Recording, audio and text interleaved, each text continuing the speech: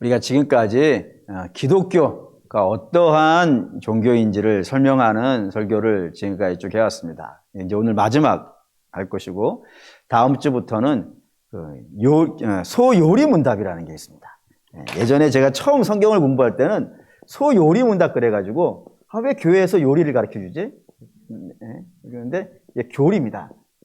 교리, 기독교의 가장 기본이 되는 교리, 특별히 장로교의 기본이 되는 교리가 있습니다. 이게 웨스트민스터 신앙고백이라고 하는 것인데, 거기에 문답이 있습니다. 그 소요리 문답, 그 문답을 가지고 여러분과 함께 도대체 장로교라는 종교는 무엇을 믿고 어떻게 고백하는지 그 부분을 다음 주부터 다룰 것입니다. 오늘은 기독교 마지막 부분인데 이 얘기를 할게요.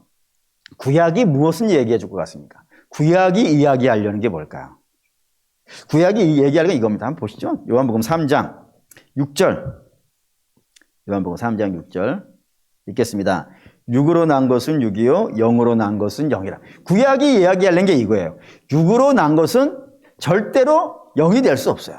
육으로 난 건 육이 될 것이고 영으로 난 건 영이 될 거라 이겁니다. 이게 뭔 말이냐면 아브라함부터 이야기를 할게요. 간단하니까 어렵지 않습니다. 아브라함 때가 하나님께서 아브라함을 부르셨어요. 부르셔서 당신의 백성 삼으시고 그에게 약속을 주셨어요. 아들을 주시겠다는 약속을 주시고 그 약속이 이루어지겠다는 증거로 할례라는 걸 하게 했습니다. 이때가 지금으로부터 한 4,500년 전입니다. 4,500년. 4,500년 전에 할례라는 것을 이스라엘에게 아브라함에게 해가지고 너는 이제 내 백성이다라는 걸 선포하게 하셨어요. 그리고 유대교라고 하는 종교가 시작된 건 언제부터냐면 모세 때부터입니다. 모세는 지금부터 한 3,500년 전 사람입니다. 그러니까 이 모세를 통하여서 하나님이 이스라엘을 부르셨고 그들에게 율법을 주셨어요. 그리고 그들에게 가나안도 주셨어요. 그리고 그들에게 기적도 주시고요. 그들에게 예언도 주시고요. 그들에게 선지자도 주시고요. 그들에게 나라도 줬으며 그들에게 믿음으로 대단한 영웅들도 주셨어요. 이렇게 하나님께서 이때부터 한 1500년이죠. 1500년 동안 예수님 오실 때까지가 1500년 동안 하나님이 이 이스라엘이라고 하는 아브라함 때부터 합치면 2500년. 그리고 모세 때부터 합쳐도 1500년 동안에 하나님이 이스라엘에게 어마어마한 많은 것들을 공급해 주셨다 이겁니다. 공급해 주셨는데 저들이 어떻게 되더라? 우리가 한 2500년 정도 공을 들였다 그러면 2500년 정도 공을 들였다 그러면은 이 이스라엘이 대단한 믿음의 사람으로 나와야 되지 않겠습니까? 그렇잖아요. 아니 막 하루 이틀 한 것도 아니고 우리가 서당계가 3년 이거 얼마 많이 했어요. 서당계가 3년이면 해도 하늘천 따지를 외칠 판인데 2500년간 했다니까요. 2500년 때 그것도 그냥 서당계 앞에 놓고 이거만 한 것도 아니고 하나님 5만 가지 간섭을 다 하셨단 말이에요. 그러면 대단한 나라가 되어 있어야 될 텐데 저들은 대단한 나라가 되어 있더라? 아니더라. 아니더라. 이거 보시죠. 요한복음 1장 10절에서 11절. 굉장히 치명적인 이야기 여기 있어요. 2500년 동안 하나님이 하셨는데 10절부터 11절 읽겠습니다. 그가 세상에 계셨으며 세상은 그로 말미암아 지은 바 되었으되 세상이 그를 알지 못하였고 자기 땅에 오매 자기 백성이 영접하지 않았다. 세상이 모르는 거 그렇다 치다 이거예요. 세상은 이런 역사가 없으니까 세상은 이런 역사가 없으니까 모른다 할 수 있다 이거예요. 근데 치명적인 건 뭐예요? 자기 백성도 모르더라 이거예요. 2500년간 공들였던 그 백성들도 모르더라 이겁니다. 그걸 대표적으로 상징하는 사람이 누구인 거예요? 오늘 본문에. 그게 니고데모라 이거예요.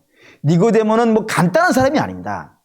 이스라엘에서 이 사람보다 더 나은 사람이 없는 거예요 지금. 가장 뛰어난 선생이라고 불리는 사람이란 말입니다. 근데 그런 사람도 모른다면 나머지 사람들은요. 뭐 말을 할 필요가 없는 거예요.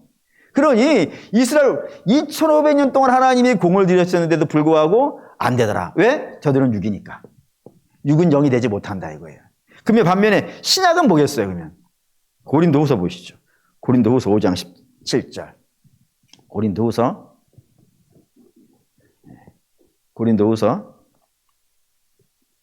5장 17절. 읽겠습니다. 그런즉 누구든지 그리스도 안에 있으면 새로운 피조물이라. 이전 것은 지나갔으니 보라 새 것이 되었도다. 예, 지나간 뭐냐면 육이 아니다 이거 이제. 이전 것은 어떻게 됐다고요? 육은 지나갔다고요. 너희는 뭐라고요? 새로운 것이다 이거예요. 새로운 피조물이라 이거예요. 그 새로운 피조물 요한복음으로 볼게요. 요한복음 1장 12절 13절. 요한복음 12장 1장 12절 13절 읽겠습니다. 영접하는 자 곧 그 이름을 믿는 자에게는 하나님의 자녀가 되는 권세를 주셨으니 이는 혈통으로나 육정으로나 사람의 뜻으로 나지 아니하고 오직 하나님께로부터 난 자들이니라 라고요. 너희가 새로운 피조물일 수 있었던 이유는 예수 그리스도를 영접했다 이겁니다. 근데 영접한 것은 너희가 선택해서 영접한 것이 아니고 어떻게 해서 영접이 되었다고요? 하나님이 낳아주셨다 이겁니다.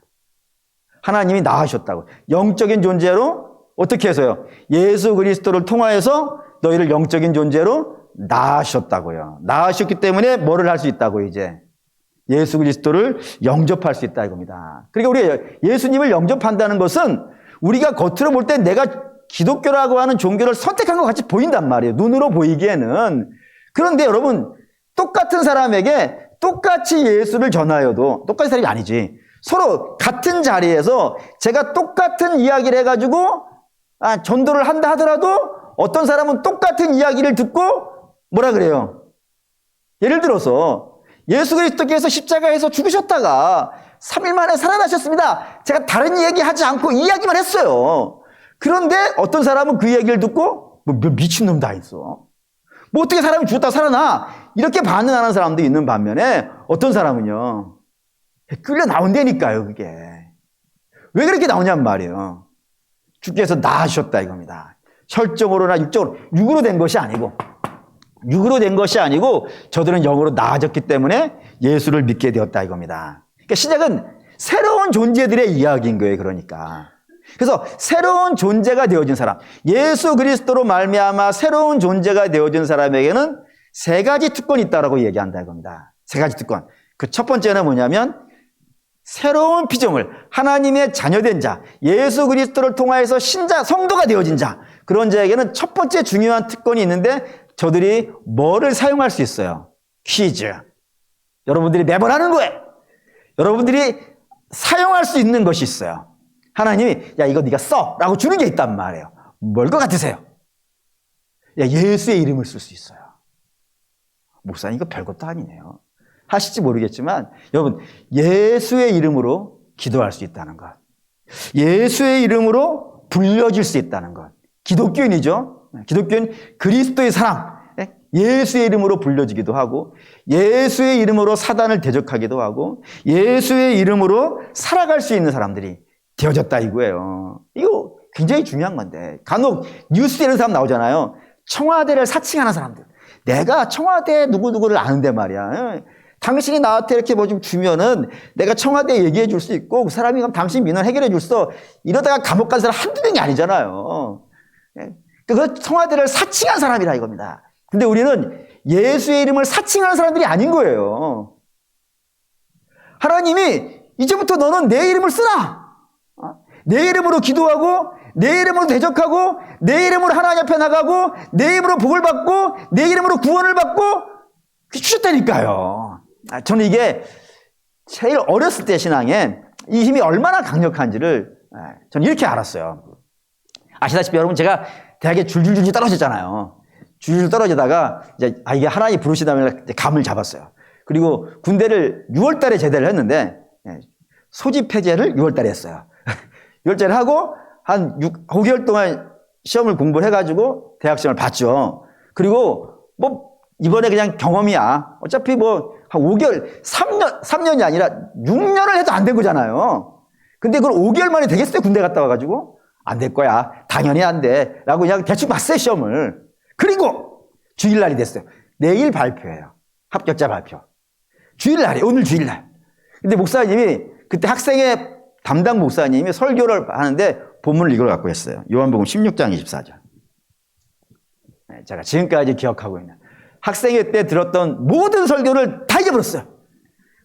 근데 딱 하나 기억하고 있는 거. 그게 16장 24절입니다. 읽죠. 지금까지는 너희가 내 이름으로 아무것도 구하지 아니하였으나 구하라 그리하면 받으리니 너희 기쁨이 충만하리라. 이걸 설교하시는 거예요. 그래서 가만히 생각했죠. 설교를 들으면서 내가 이때까지 기도를 했는데 이때까지 도대체 누구의 영광을 위해서 기도하고 누구의 이름으로 기도도 했나. 맨 내 소원이고 내 마음이고 내 뜻이고 내 주장이고 이런 것만 가지고 했으니 꽝된 거 아닌가. 그래서 제가 처음으로 제가 주님의 영광을 위해 살겠습니다. 이렇게 했다니까요. 신학대학 쓸 때까지는 그냥 썼는데 이제부터 제가 주의 이름으로 살겠습니다 하고 처음으로 제대로 제가 주의 이름을 갖고 기도를 한 것 같아요. 그리고 그 다음날 합격자 발표 연락이 왔어요. 물론 그날이 제가 설교 들은 날 이미 결정은 됐겠지. 근데 왜 저는 그날 그 설교를 들었는지를 생각한 거예요. 너 이때까지 네 마음대로 살았잖아. 이제는 그러지 마. 내가 너한테 합격의 영광을 줄 테니까 너는 이제 내 이름으로 사는 자가 돼 라고 하면서 그때 주님의 이름의 위력을 알았어요. 주의 이름은 모든 문을 열어요. 사랑하는 믿음의 성도 여러분, 하나님 앞에 들어가는 것 우리의 이름으로는 못 들어가요. 예수의 이름으로는 은혜의 보좌 앞으로요 담대히 갈 수 있어요. 여러분, 우리가 예수의 이름으로 기도할 수 있다는 건 우리의 이름을 쓰지 않는다는 건 예수의 이름. 우리가 흔히 그러지 않습니까? 여러분도 저도 가끔 그러는데 우리 부목사일 때 내가 한다라고 해 그냥. 그러면 했잖아요. 우리 교회 내에서는.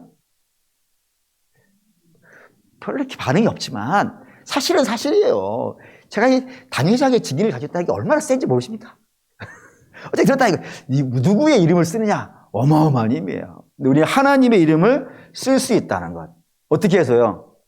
하나님의 자녀가 되었기 때문에 이 이름 쓸 수 있다는 것. 이게 첫 번째 특권입니다. 사랑하는 여러분, 이 특권을 쓰시기 바랍니다. 두 번째, 이 예수의 이름을 특권을 갖고 있는 우리인데 이 예수의 이름을 쓸 수 있는 특권을 취소가 될 수 있을까요? 하나님이 그만해! 너 이제 내 이름 쓰지 마! 라고 하면서 못 쓰게 하실 수 있을까요? 보시죠. 요한복음 10장 28절. 요한복음 10장 28절.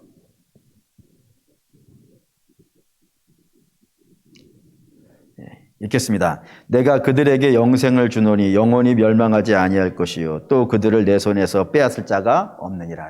주께서 내가 너희에게 영생을 준다 이거예요. 그럼 우리 받았죠? 그 받은 영생을 다시 어떠한 누구도 빼앗아 갈 수 있다 없다? 없다 이거예요. 대단한 특권이죠. 그러니까 우리는 구원받은 것이 구원이 취소되지가 않는 거예요. 더 보시죠. 마태복음 28장 20절. 28장 20절. 읽겠습니다. 내가 너희에게 분부한 모든 것을 가르쳐 지키게 하라. 볼지어다 내가 세상 끝날까지 너희와 항상 함께 있으리라 하시니라. 여기에서 제가 여러분 마태복음 28장 20절에서 가장 중요한 단어가 있어요. 그 단어가 뭘까요? 라고 종종 물어보죠. 뭐예요? 함께 하신다고 중요해요. 함께 하신다고 중요해요. 근데 그보다 더 중요한 게 있어요. 항상. 왜 항상이 제일 중요해요? 항상 안에는 여러분들이 잘할 때가 있어요. 그렇잖아요? 신앙생활 잘할 때가 있어요. 누가 와서 막 공격하고 때리고 막 그래도 다 그런 거지 뭐. 다 그런 거야 하면서 웃어 넘길 수도 있어요. 그렇게 그냥 아주 훌륭할 때가 있어요. 근데 그 항상 중엔 또 뭐가 있어요? 하나님께서 내가 왜 쟤를 구원했을까? 진짜 괜히 했어. 이런 날 있을까요 없을까요? 물론 저는 없어요. 근데 여러분 있을 것 같아. 제가 볼 때, 제가 주님의 눈으로 보고 있으니까 있을 것 같아. 그럴 때도 항상 들어가요, 안 들어가요? 들어가요. 근데 그때도 어떻게 하신다고요? 함께 하신다고요. 그런데 취소가 되겠어요? 아니, 제일 안 좋을 때도 함께 하신다는데 그게 좋을 때만 같이 있는다 하면은 안 좋을 때는 취소가 될 수 있어요, 구원이. 근데 항상 같이 있겠다는 것은 절대로 당신이 베푸신 구원이 취소가 되더라 안 되더라? 안 되더라 이거예요. 더 가보시죠. 히브리서 13장 5절 6절. 히브리서 13장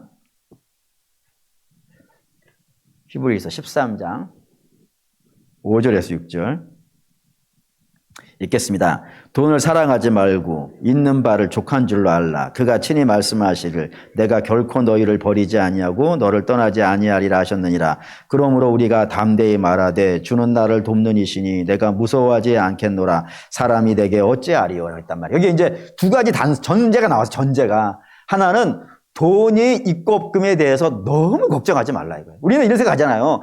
아, 돈이 없으면 나는 죽을지 몰라. 못 살지 몰라. 이렇게 생각하고 돈이 넉넉하면 내가 잘 살 수 있을까? 이런 생각 하잖아요. 물론 저는 안 하지만 여러분 한다 이거예요. 근데 또 하나는 사람이 나를 공격하면 어떻게 할까? 이런 염려가 있잖아요. 근데 그런 염려하지 말라 이거예요. 왜요? 왜 돈이 있는 거 없는 거에 대해서 너무 집착하지 마. 사람들이 너를 어떻게 할까? 그렇게 겁내지 마. 네가 지나가는데 뭐 귀신이 와가지고 덮칠까? 이런 겁내지 마. 왜? 뭐라고 했어요? 내가 너희를 버리지 아니하고 너희를 떠나지 않을 거라고. 그런 상황이니, 그러니까 항상 버리지 않는다고 했고 항상 동행한다고 하셨는데 어떻게 우리가 구원받은 것이 취소가 될 수 있겠어요? 성도는 하나님의 자녀가 된 것, 이거 우리가 만든 거라시 아니란 말이에요. 우리가 죄인 되었을 때에 그리스도께서 우리를 위해 죽으셨다 했단 말이에요. 그러니까 우리가 만들어낸 구원이 아니고 우리가 힘을 내서 따낸 것도 아니고 우리가 시험 봐가지고 점수로 얻은 것도 아니란 말이에요. 하나님이 우리에게 은혜로 베푸신 거라 이겁니다. 은혜로 베푸신 것은 절대로 빼앗기더라 안 빼앗기더라 안 빼앗긴다 얘기한다는 거예요. 이게 특권이라니까요. 세 번째 특권이 있어요. 세 번째 특권은 이런 질문을 해요. 아, 그래요? 우리가 구원 받았어요? 예수의 이름을 쓸 수 있는 특권을 얻었어요? 근데 이 특권을 절대로 안 빼앗겨요? 죄를 져도 안 빼앗겨요? 그러면 이제부터 내 마음대로 살아도 되겠네요. 항상 이런 질문을 하는 사람들이 넘쳐요. 그래서 주님의 구원을 참 우습게 알아. 아, 뭐 죄 지어도 구원받는다네. 뭐 이렇게 생각하는 경우들이 있어가지고 공격을 받는다 겁니다. 제가 이번 주일날 그 설교를 할 예정인데, 이번 주하고 다음 주하고 그걸 할 예정인데 오늘 잠깐만 본다면은 이걸로 읽을게요. 사무엘하 7장 14절 16절. 사무엘하, 하나님께서 다윗에게 약속하신 거예요. 성전을 지어드릴게요 주님 했을 때 주께서 안 지어도 돼. 네가 나한테 줄 것이 있는 게 아니라 내가 너한테 줄 거야 라고 하시면서 이 말씀하셨어요. 사무엘하 7장 14절 15절 16절 읽겠습니다. 나는 그에게 아버지가 되고 그는 내게 아들이 되리니 그가 만일 죄를 범하면 내가 사람의 매와 인생의 채찍으로 징계하려니와 내가 내 앞에서 물러나게 한 사울에게서 은총을 빼앗은 것처럼 그에게서 빼앗지는 아니하리라. 내 집과 내 나라가 내 앞에서 영원히 보존되고 내 왕위가 영원히 경고하리라 하셨다. 네, 여기에 그가 누구냐면 예수 그리스도로 말미암아 구원받은 교회이자 성도예요. 그 성도들이 이 땅에 살다가 못난 짓을 한다 이겁니다. 미련한 짓을 한다고요. 그때 주께서 어떻게 하시겠다고요? 인생의 매와 사람의 매와 뭐라 했지? 사람의 매와 인생의 채찍을 때리겠다 이거예요. 때려서라도 뭐 하겠다고요? 고쳐내겠다고. 사울하고 다윗 가면 달라요. 사울은 율법의 사람이에요. 그래서 하나님께서 율법으로 자를 딱 대가지고 모자랐어요. 그래서 사울을 어떻게 하시는 거예요? 버리신다 이거예요. 그 사울은 폐위가 된단 말이에요. 근데 다윗은 율법의 사람이 아니라 그럼 무슨 사람이겠어요? 은혜의 사람이라 이거예요. 그래서 다윗은 잘못을 저질러도 하나님이 버리시질 않는 거예요. 오히려 그에게 은혜를 베푸신다니까요. 그것처럼 그 예수 그리스도로 말미암아 이 땅에 나오는 당신의 교회도 있단 말입니다. 저들도 이 땅에 있는 이상은 죄를 범하는 일들이 있고요. 미련한 짓을 할 때가 있어요. 그런데 그때에도 버리시진 않겠다 이거예요. 은혜를 거두시진 않겠다고요. 대신 뭐를 하겠다 이거예요. 때리긴 하겠다 이거예요. 가만히 안 둔다 이거예요. 내가 때려서라도, 내가 깨우쳐서라도, 내가 깔고 앉아서라도 저 인생은 내가 고쳐내고 말 것이지. 우리 부모님도 그러지 않습니까? 여러분도 뭐 자녀들에게 그런 말을 하신 적 있으실 거예요. 내가 도시락을 싸들고 다녀서라도 내가 너를 가르칠 거야. 내지는 제가 들은 분 중에 이런 분도 있어요. 자녀를 앞에 놓고 이런 얘기를 하는 거예요. 야, 내가 파출부를 해서라도 너를 가르칠 거야. 그러니까 염려하지 말고 너는 뭐만 해? 공부만 해. 그래서 훌륭한 사람들 이런단 말이에요. 부모님도 그런다니까요. 근데 주께서도 그러신 거예요. 내가 너를 위해서 내가 택한 너를 온전한 사람으로 만들기 위해서는 난 뭐든지 할 거야. 그 뭐든지 중에서 뭐가 들어있는 거예요? 아들을 죽이는 것도 들어있다니까요. 아들을 죽여서라도 그 피로 너를 씻어서라도 내가 너를 고쳐내고 말 거야. 그랬으니 아들의 피로 고쳐낸 백성이 미련하고 모자란 짓 하면은 하나님께서 본전 생각이 나겠어요? 안 나겠어요? 그럼 어떻게 하겠어요? 본전 생각인데 이걸 버릴 수는 없잖아요. 본전을 어디다 투자한 게 얼만데. 그때부터 이제 깔고 앉아야지. 눈을 팍팍팍 찌르고 볼기짝을 쳐가면서 똑바로 안 해? 하신다 이거예요. 그래서 하나님이 우리를 반드시 만들어낸다. 이게 성도가 가지고 있는 특권이라니까요. 그래서 주께서 이렇게 하세요. 요한일서. 죄를 범한 성도들에게 주께서 이렇게 얘기하시는 거예요. 요한일서 1장 9절. 너 이제 나하고 끊자. 사울처럼 너 폐위 끝. 이렇게 하지 아니하시고 요한일서 1장 9절 읽겠습니다. 만일 우리가 우리의 죄를 자백하면 그는 미쁘시고 의로우사 우리의 죄를 사하시며 우리를 모든 불의에서 깨끗하게 할 것이요. 주께서 자꾸 회개시키는 거예요. 회개시켜서 그걸 고백하게 하고 그 고백한 걸 어떻게 하신다고요? 씻어주겠다 인 거예요. 이게 은혜라니까요. 더 나가 봅시다. 요한복음 13장 10절. 요한복음 13장 10절. 요한복음 13장 10절. 읽겠습니다. 예수께서 이르시되 이미 목욕한 자는 발 씻을 필요가 없느니라. 온몸이 깨끗하니라. 너희가 깨끗하나 다는 아니니라. 너희 발만 씻으면 된다. 너희가 잘못한 것 있으면 나한테 고백을 해. 씻어달라고 해. 용서 달라고 해. 그럼 내가 너를 고쳐낼 것이고 새롭게 해가지고 결국에는 믿음의 길을 가게 할 거라는 겁니다. 그러니까 주께서 이게 특권이에요. 예수의 이름을 쓸 수 있는 자녀로 삼아주시고 그 자녀의 권세는 폐위가 되지 아니하며 혹시 잘못된 길을 가면은 하나님께서 그것을 꾸짖고 깨우치게 하셔서 회개하게 하시고 그래서 결국에는 고쳐내어 믿음의 길을 가게 하겠다. 이게 성도만이 가지고 있는 특권이에요. 영광스럽습니까? 이거 굉장히 영광스러운 겁니다. 그러면 여러분 이제 이런 질문이 되는 거예요. 왜 하나님이 왜 이런 방법을 쓰실까? 아니 주께서 이렇게 하시기 위해서 자녀 삼으시고 그 구원하신 것을 취소시키지 아니하시고 그걸 꾸짖어라도 온전한 사람으로 만들어내시려고 하는데 그 방법을 뭘로 쓰신 거예요? 아들을 죽여서 그 피로 하신 건 아니겠어요? 그럼 이제 질문이 되는 거예요. 뭐 때문에 저렇게 하시려고 할까? 왜 아들의 피를 가지고 아들을 죽여서라도 그 피로 당신의 택한 자녀들의 죄를 씻고 저들을 저게 고쳐내시려고 애를 쓰실까? 이런 고민이 들어보시나요? 들어보셨지요? 들어보셨을 거라 스스로 자문해본다 이거예요. 신앙이라는 걸 항상 물어야 돼요. 저는 여러분이 성경을 보실 때 그냥 눈으로 쫙 읽는 거 좋습니다. 근데 저는 제가 바라는 거는 성경 자꾸 물어보세요. 왜 그러시나요? 뭐 때문에 그러시나요? 왜 하나님 이렇게 하시나요? 자꾸 물어보시기 바라요. 왜 그러냐면 이유가 있어요. 창세기 볼게요. 창세기 1장 26절에서 28절. 여기 하나님의 사람을 처음 만드실 때 하나님에게 원대한 비전이 하나 있었다는 것 볼 수 있어요. 하나님 원대한 비전 읽겠습니다.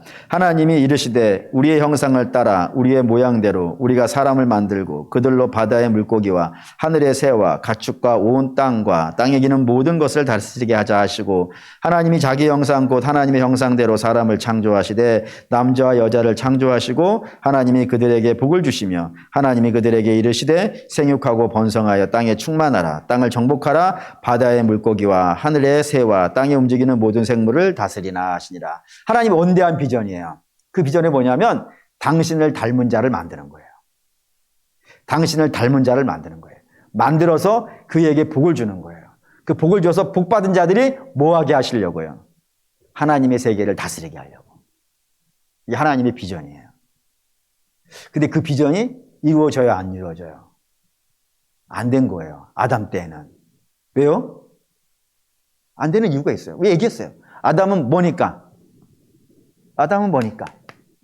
어디 갔냐? 6에서 나온 건 써놓고 해야지.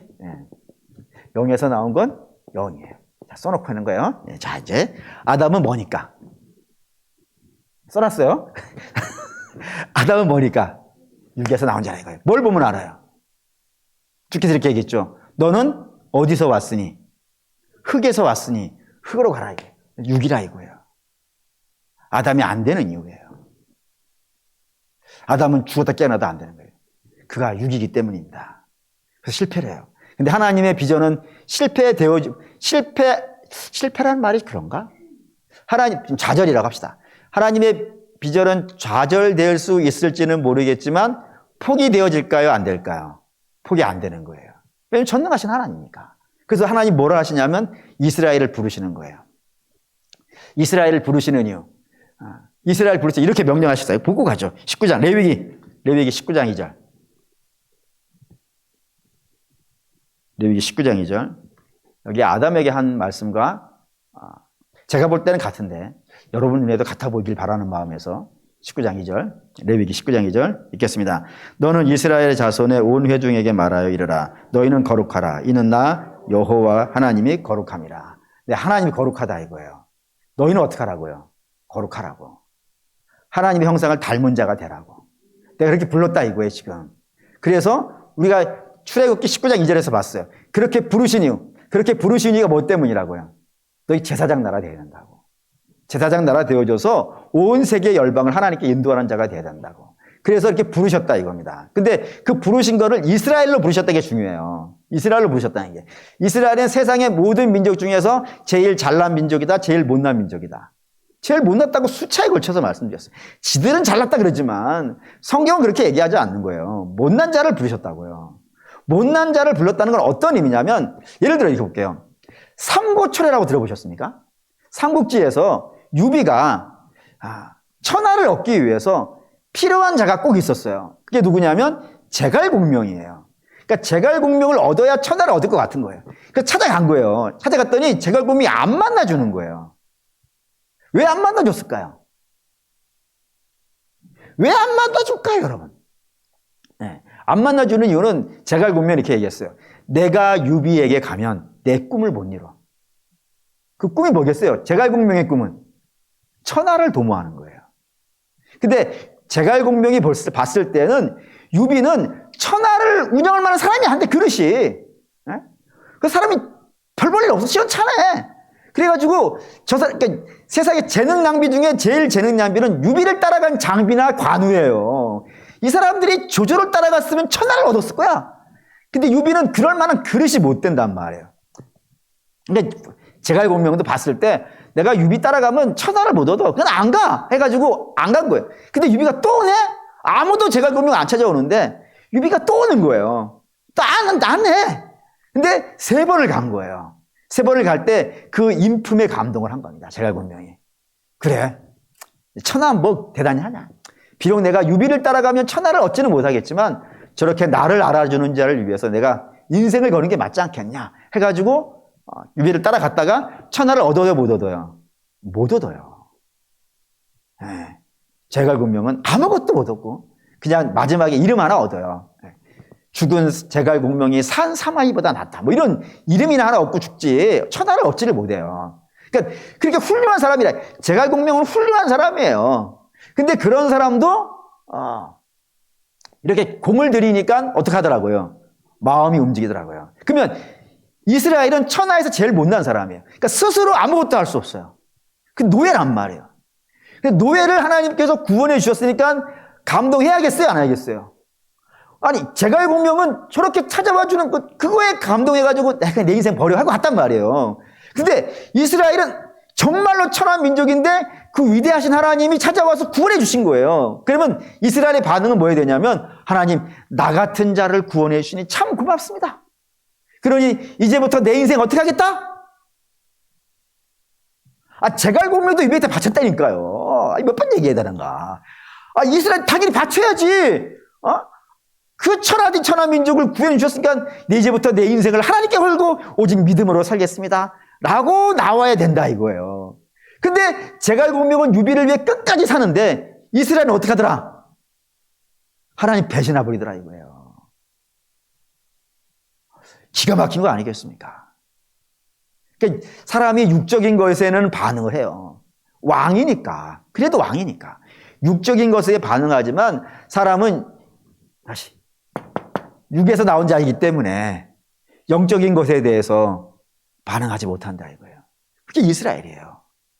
그래서 망하지 않습니까? 망해서 하나님 한 번만 더 기회를 주십시오. 예? 가위바위보도 2번 해야 되지 않겠습니까? 해가지고 하나님 바벨론에서 한 번 더 구원해 주셨단 말이에요. 그래? 한 번 더 해주면 할 수 있다고? 그래서 한 번 더 해주셨다고요. 그러자 그 결론이 말라기 1장 2절. 말라기 1장 2절. 이게 구약 성경의 마지막이에요. 구약을 끝내는 장이에요. 그러니까 구약의 결론이 될 거예요. 구약 결론에 말라기 1장 2절. 읽겠습니다. 여호와께서 이르시되 내가 너희를 사랑하였노라 하나 너희는 이르기를 주께서 어떻게 우리를 사랑하셨나이까 하는도다. 나 여호와가 말하노라 에서는 야곱의 형이 아니냐. 그러나 내가 야곱을 사랑하였고. 하나님께서 이스라엘아 내가 너희를 사랑해. 에서도 있었는데 에서는 내비두고 내가 야곱을 사랑하고 이스라엘을 사랑해 라고 이때까지 쭉 이야기해 오신 거란 말이에요. 근데 쭉 이야기해 오셨음에도 불구하고 이스라엘은 뭐라 그랬다? 하나님 우리를 언제 사랑하셨습니까? 한다는 거예요. 다시. 왜? 육에서 난 건 육이라 이거예요. 절대로 이쪽으로 안 온다 이겁니다. 하나님이 무슨 공을 들여도 하나님 몽땅 다 갖다 바쳐도 이스라엘은 이 영적인 반응을 끝끝내 하지 못하고 마치 다람쥐 쳇바퀴 돌듯이 돌다가 망하고 이것만 반복하는 족속이다 이겁니다. 그래서 하나님이 새로운 역사를 시작한 겁니다. 그게 뭐예요? 육을 죽이는 거예요. 누구와 함께? 예수와 함께 죽이고 새로운 사람들을 낳는 겁니다. 예수로 인하여서 육가 부활하듯이 그 부활과 함께 새로운 족속. 왜 이게 왜 하냐 왜? 여기서 큰일 날 뻔했네. 아무도 얘기를 안 하는 걸 어떻게 했다는 거예요? 영에서 나온 것 영으로 만드는 이런 사람을 만드셨단 말입니다. 그리고 똑같은 이야기를 하세요. 베드로전서 1장 15절 16절. 하나님 포기되지 않는 약속이에요. 예. 하나님의 비전이기 때문에.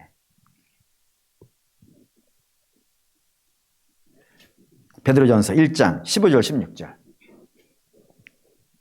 예, 읽겠습니다. 오직 너희를 부르신 거룩한 이처럼 너희도 모든 행실에 거룩한 자가 되라. 기록되었으되 내가 거룩하니 너희도 거룩하다 할지니라. 예, 똑같은 표현이죠. 하나님처럼 하라 너 이제. 근데 이 말에 대해서는 이제 반응할 수 있더라 없더라? 있더라 이겁니다 이제. 왜? 영이 됐으니까. 영접하는 자, 그 이름을 믿는 자는 하나님의 자녀가 되는 권세가 있단 말이에요. 영이 됐든 이게 죽고 예수와 함께 이게 죽고 이게 됐단 말이에요. 그렇기 때문에 이제 너희는 이 반응을 할 수 있다 이거예요. 그래서 성경은 신약 성경은 다 이런 식의 구조가 되어 있어요. 예를 들면 바울 서신이 아시죠? 바울 서신 로마서부터 시작되어지는 그래서 디도서까지 빌레몬서까지 13권의 바울 서신에는 공통적인 특징이 3가지가 있습니다. 첫째, 이 모든 편지는 성도에게 보낸 것이다, 불신자에게 보낸 것이다. 다 성도예요. 다 교회에 보낸 거예요. 그러니까 전도형 책이 아니에요. 바울 서신은 전도형 책이 아니라 이미 구원받은 자에게 보낸 책이란 말이에요. 두 번째, 그래서 너희가 구원받았는데 그럼 어떻게 구원받았는지를 설명하려고 한단 말이에요. 예를 들어 로마서 1장에서부터 11장까지는 너희가 어떻게 구원받았는지 그 구원에 대해서 설명을 교리로 하는 겁니다. 교리로 쭉 하는 거예요. 그리고 이제 너희가 그렇게 구원받았으니까 반응해야 된다. 로마서 12장 1절 2절.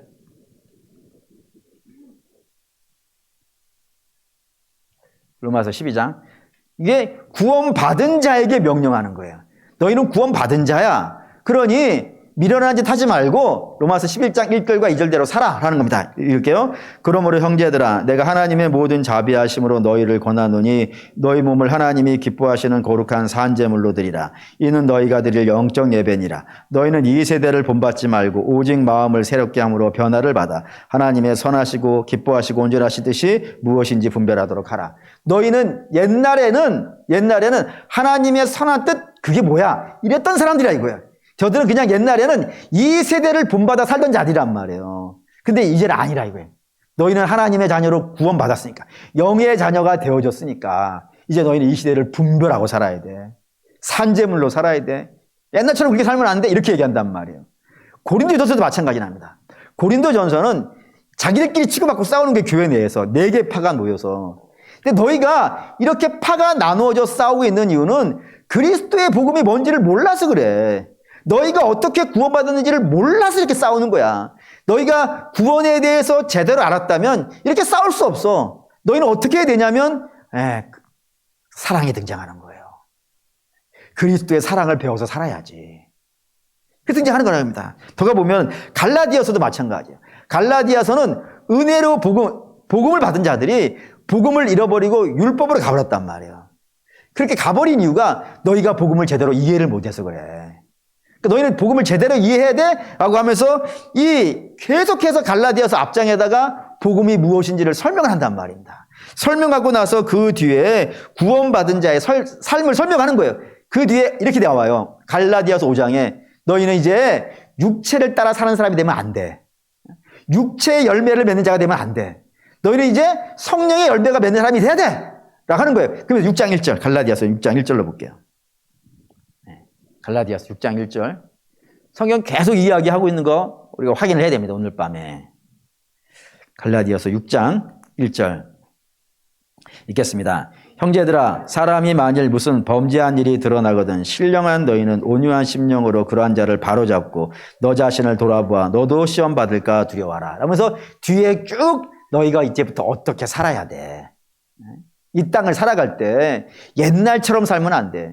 옛날에는 육밖에 없었으니까 맨날 육체 열매만 맺고 살지 않았냐. 근데 이제 너희가 성령으로 말미암아 새로운 족속이 되는 성령의 열매를 맺는 자가 됐잖아. 그러니 그 성령의 열매를 맺는 자들은 이 땅을 제대로 살아야 돼. 어떻게 해요? 그리스도를 닮아서 믿음으로 살아야 돼. 그게 얘기가 6장 1절 뒤에 쭉 나온단 말입니다. 에베소도 마찬가지예요. 에베소서는 4장 16절까지가 다 구원론 이야기예요. 4장 17절 이하는 읽어봐야 돼요. 17절에서 24절. 17절에서 24절. 읽겠습니다. 그러므로 내가 이것을 말하며 주 안에서 증언하노니 이제부터 너희는 이방인이 그 마음에 허망한 것으로 행함같이 행하지 말라. 너희의 총명이 어두워지고 그들 가운데 있는 무지함과 그들의 마음이 굳어짐으로 말미암아 하나님의 생명책에서 떠나 있도다. 그들이 감각 없는 자가 되어 자신을 방탕에 방임하며 모든 더러운 것을 욕심으로 행하되 오직 너희는 그리스도를 그같이 배우지 아니하였느니라. 진리가 예수 안에 있는 것 같이 너희가 참으로 그에게서 듣고 또한 그에게서 가르침을 받았을진데 너희는 유혹의 욕심을 따라 썩어져가는 구습을 따르는 옛사람을 벗어버리고 오직 너희의 심령이 새롭게 되어 하나님을 따라 의와 진리의 거룩함을 지으심 받은 새 사람을 입으라. 옛날처럼 살면 안 돼. 구원을 받은 자들은 이제 영이 되었으니까 옛날 육밖에 없었을 때 그런 구습에 따라 사는 사람이 되지 말고 이제 새 사람을 되었으니까 너희 제대로 살아야 돼 라고 하면서 한번 더 보시죠. 그 뒤에 25절을 볼게요. 25절에서 27절 있습니다. 그런즉 거짓을 버리고 각각 그 이웃과 더불어 참된 것을 말하라. 이는 우리가 서로 지체가 됨이라. 분을 내어도 죄를 짓지 말며 해가 지도록 분을 품지 말고 마귀에게 기회를 주지 말라라고요. 동일한 표현 다 똑같죠 지금. 그러니까 성경이 지금 우리에게 뭘 얘기하려는 줄 알아야 돼요. 하나님께서 우리에게 원대한 계획을 가지고 계시다니까요. 그게 뭐냐면은 당신이 거룩한 것처럼 그의 백성들도 거룩해서 이 땅의 이 피조세계라면 가장 대표적으로 교회일 수도 있어요. 그리고 여러분의 가정일 수도 있어요. 또 여러분의 직장일 수도 있고요. 여러분이 살아가고 있는 모든 곳에 하나님이 여러분들을 제사장으로 삼으셨단 말입니다. 그래서 거기서 뭐 하라고요? 하나님의 법으로 저들을 다스릴 수 있는 그런 삶이 되라고 하나님 비전으로 가지고 있는데 이게 육체로 있었을 때는 안 되더라 이겁니다. 왜요? 육체는 뭐한테 갇혀 있으니까 죄에 갇혀 있단 말이에요. 그래서 죽었다 깨어나도 못 한다고요. 다람쥐 쳇바퀴 돌듯이 계속 돌기만 한단 말이에요. 그런데 예수 그리스도로 말미암아 그 죄사함 받은 성도들은 그 다람쥐 쳇바퀴 도는 것에서 벗어나서 이제 새로운 길을 갈 수 있다 이거예요. 할렐루야! 대단한 특권 아니에요? 세상 사람들 죽었다 깨어나도 못하는 거를 우리는 할 수 있다 이거예요. 제가 여러분에게 이런 반응이 나올 거라 제가 기대를 했어요. 그래서 제가 이렇게 쏘기도 했어요. 이쯤 되면 여러분의 얼굴이 심각해질 것이다. 왜? 나는 안 그런데? 나는 여전히 다람쥐 쳇바퀴 돌고 있는데? 이렇게 들리시나요, 여러분들은? 목사님, 구원받은 자는 정말 멋진 삶을 살아간다는데 저는 어제 미러레지스 오늘 또 하고 있고요. 죽겠어요. 저는 구원 안 받은 건가요? 이런 고민이 들어가야 된단 말이에요, 지금. 이 순간에. 네? 그런 분들에게 하나님께서 놀라운 약속을 덧붙였단 말입니다. 그게 첫 번째가 뭐냐면 주께서 하라고 명령하셨어요. 너희는 이제 거룩한 자가 돼! 라고 선포했단 말이에요. 근데 거룩한 자가 알아서 돼! 하지 아니하고 우리의 보혜사를 보내셨다 이거예요. 뭡니까? 성령을 보내셨다고요. 그러니까 성령이 괜히 온 게 아니란 말입니다. 우리가 그 길을 가야 되는데 우리가 가는데 우리 연약해서 못 간단 말이에요. 그래서 성령께서 우리에게 우리 안에서 뭐 하세요? 말할 수 없는 탄식으로 우리를 위해 기도하시고 하나님의 선한 뜻이 무엇인지 우리로 하여금 알게 하시고요. 깨우치게 하시고 여러분들 자극받게 하시고 움직이게 한단 말이에요. 그게 성령께서 하시는 일이에요. 또 하나 하나님께서 이 거룩한 일을 해가시기 위해서 또 하나 하신 게 있습니다. 그게 빌립보서 2장 13절입니다. 성령 주셨다는 건 잘하는 거니까. 빌립보서 2장 13절. 2장 13절 읽겠습니다. 너희 안에서 행하시는 이는 하나님이시니 자기의 기쁘신 뜻을 위하여 너희에게 소원을 두고 행하게 하신다 했어요. 그러니까 하나님께서 우리 안에다가 소원을 두는 게 있다는 거예요. 그러니까 여러분 한번 여러분들의 소원이 무언가를 한번 좀 잘 점검해 보세요. 바라고 원하는데 목사님 제 소원은요 딴 게 아니고요. 그냥 별탈 없이 올해를 사는 거예요. 물론 그럴 수 있어요. 근데 그거는 세상과 구별된 소원이 아니죠. 하나님이 당신의 자녀에게 주시는 소원이 있습니다. 뭘까요? 하나님이 당신의 자녀에게만 주시는 소원이 있습니다. 우리가 지금까지 계속 해왔는데 모른 척하고 있으면 어떻게 했다는 건가? 하나님이 원대한 비전, 당신을 닮은 자녀가 이 땅에 나타나서 하나님의 피조 세계를 다스려가는 그거를 우리에게 소원으로 하셨단 말이에요.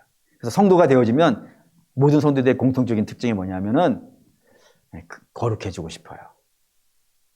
안 되는 게 괴로운 거예요. 그러니까 여러분들이 세상 사람들은 내가 안 거룩한 거에 대해서 전혀 불편해하지 않아요. 오히려 거룩이 뭐야? 국 끓여 먹나? 밥해 먹는 건가? 돈이 나와? 그래요. 근데 성도들은 거룩에 대해서 자꾸 반응을 해요. 어떻게 반응하냐면 내가 거룩하지 못한 것이 너무 부끄러워. 그래서 제가 종종 제가 감동한다는 게 참 그렇긴 하지만 제 나름대로는 감동하는 게 있어요. 그게 뭐냐면 제가 지나가다가 어떤 성도들을 봤어요. 근데 성도들이 담배를 피고 있는 거야. 제가 나타나면 어떻게 한다고요? 숨겨. 그걸 보면서 제가 아이고 그래도 양심이 있네. 어떻게 당연되니까요? 제가 은혜가 돼. 제게는 왜요? 저분이 예수 안 믿으면 제가 앞에 지나갈 때 담배를 숨기겠어요? 안 믿으면 저는 알아. 저는 목사인 걸 알아. 근데도 불구하고 뭐 생각했어요? 근데 같이 태시죠 그런단 말이에요. 어떤 분 저한테 이런 분도 있어요. 어떤 교회 장로님도 피고요. 어떤 교회 목사님도 피고 같이 패요. 그런단 말이에요. 그런다고요. 그런데 주의 자녀된 자들은 그게 부끄러워. 내가 거룩하지 않은 게 너무 창피해. 내가 주님을 알 닮은 것이 너무 마음이 아파. 그게 첫 번째 마음이에요. 첫 번째. 그게 하나님이 내게 넣으신 마음이라니까요. 그리고 그 다음에는 그렇게 되고 싶어하는 열망이 생겨요. 막 감동이 생기고, 그래서 이번에 해봐야지. 이번에 내가 꼭 해야 돼! 라고 하면서 결단해가지고 그렇게 나갈 수 있는 힘이 어디서 온다고요? 하나님이 넣어주셨다고요. 하나님이 안 넣으시는 게 마음 생기지 않는다 이겁니다. 세 번째, 에베소 4장 13절. 4장 13절. 에베소 4장 13절. 이게 이제 결정적인 것이 될 거예요. 목사님, 저는요, 저는 성령도 받은 것 같고, 마음도 있는 것 같은데, 왜 이 모양일까요? 라는 생각이 든다 이거예요. 그게 결정적인 13절. 읽겠습니다. 우리가 다 하나님의 아들을 믿는 것과 아는 일에 하나가 되어 온전한 사람을 이루어 그리스도의 장성한 분량이 충만한 데까지 이르느니라. 하나님의 자녀된 가장 중요한 특징. 뭐라고요? 잘한다 이거예요. 지금은 별 볼일 없어 보이죠. 지금은 분명히 예수 믿는데 왜 저 모양 저 꼴일까 생각이 들어간다 이거예요. 그런데 성도의 가장 중요한 특징, 살아있는 자의 가장 중요한 특징은 뭐예요? 잘하는 거예요. 영도 살아있으면, 영이 죽어있을 땐 잘하지 않아요. 근데 영도 살아있다면 어떻게 되는 거예요? 자라요. 어디까지?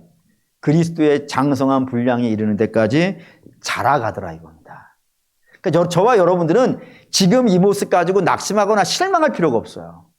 분명히 주께서 이렇게 말씀하셨어요. 하나님께서 하나님 나라의 겨자씨를 심으실 때 그 겨자씨가 처음에는 어떤 모습이더라? 세상의 모든 씨보다 작더라. 근데 그게 살아있기 때문에 결국엔 어떻게 되더라? 싹이 나고 자라더라. 자라서 결국엔 얼마만큼 되더라? 세상의 모든 나무보다 커가지고 거기에 와서 새가 깃들고 그 밑에 그늘이 생겨서 쉴 수 있을 만큼 자라가더라라는 겁니다. 그리고 성도의 중요한 특징이에요. 그 자라간다 이겁니다. 이렇게 된다고요. 이렇게 되니까 성도는 결국에는 될 수밖에 없어요. 그래서 제가 성경에 가장 좋아하는 단어 중에 하나가 마침내라고 했어요. 마침내.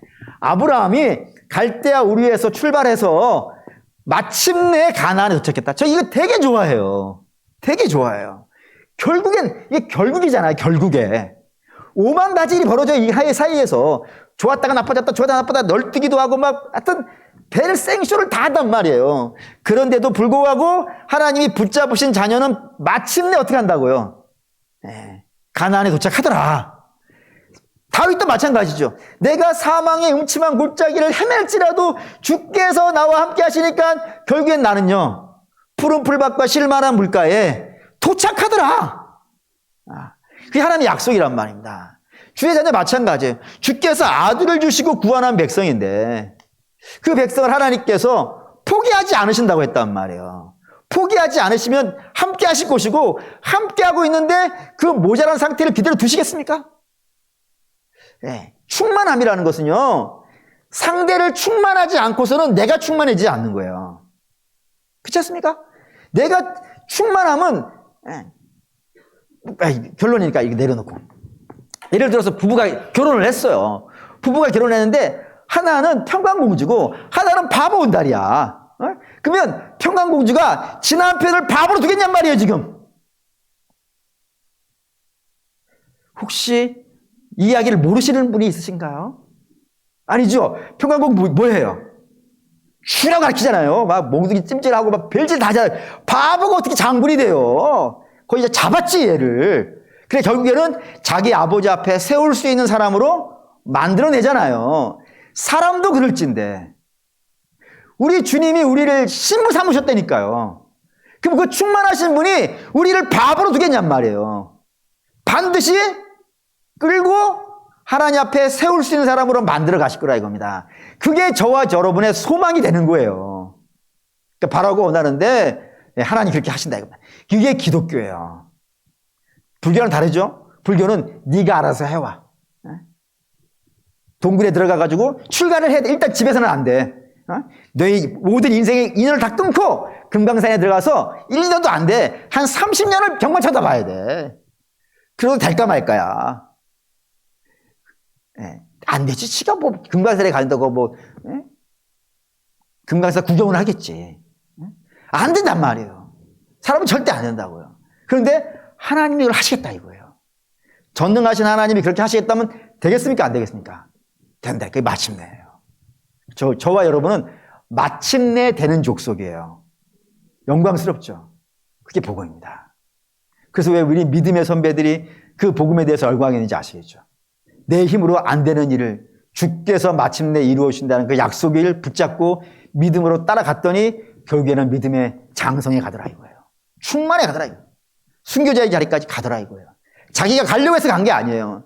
주께서 저를 충만하게 하니까 그 자리에 설 수 있는 용기도 되더라 이겁니다. 그 사랑하는 믿음의 선도, 그게 복음입니다. 그로 바라고 원하는데 저와 여러분들이 우리의 모습을 보고도 낙심할 필요 없고 우리 주변의 모습 보고도 실망할 필요도 없고 특별히 자녀들의 모습을 보면서 낙심할 필요도 없습니다. 하나님의 자녀는 반드시 되게 할 겁니다. 하나님께서 우리를 통해서 나신 건 이유가 있을 거예요. 뜻이 있으실 거예요. 물론 도중에 별의별 일은 다 벌어지겠지만 하지만 분명히 하나님께서 당신의 자녀 삼으신 자들이니까 사실 믿음의 가정에 태어나는 거 얼마나 영광스러우며 믿음의 가정에 함께 산다는 거 얼마나 복된 일이겠어요. 그걸 하나님께서 진행하셨다면 그 끝을 영광스럽게 낼 거예요. 그러니 우리는 그 하나님을 믿고 주만 따라서 한 걸음씩 가면 된다 이겁니다. 그런 역사가 나타나는 종교가 기독교예요. 얼마나 영광스러운지 몰라요. 그런 믿음의 역사가 저와 여러분이 있으시기를 주의 이름으로 축원합니다. 아멘. 결단할게요.